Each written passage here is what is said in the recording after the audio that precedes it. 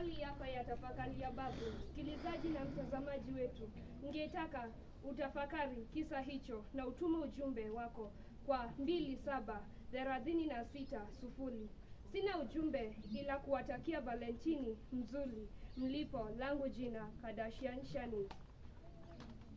Na pia mimi ikiweko hapa shuleni hapa mastudioni mwetu ya mimi kama Bowman Nick na watakia laheri ikiwemo siku hii ya Valentine, na ambapo hapa nikiangalia naona ipo watu ambao wamenitumia ujumbe mfupi, na kwa haraka sana nitawataja kwa majina.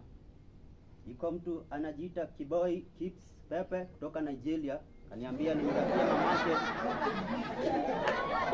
mamake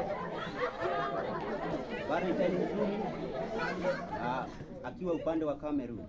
Na pia kaniambia his lovely auntie Tresia pia akiwa upande wa Cameroon. Pia wapili kaniambia Pinpin Makaveri akiwa upande wa DR Congo, anatakia mamake akiwa upande wa Kenya Valentine nzuri. Pia kuna huyu anajiita Kevin Moscow kutoka Moscow, namtakia mamake na kazi nake wakiwa upande wa Kenya.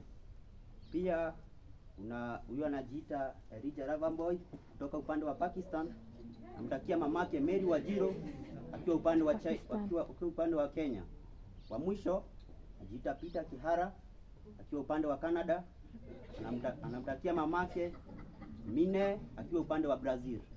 Na pia mimi kama Bowman Nick, ipo mtu ambaye nampenda sana akiwa hapo mahali hapo, hata yeye najua ananipenda, na huyo mtu ni mamangu.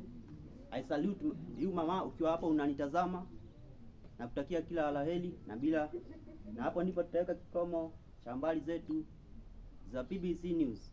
Jina langu ni Bowman Nick, the DJ.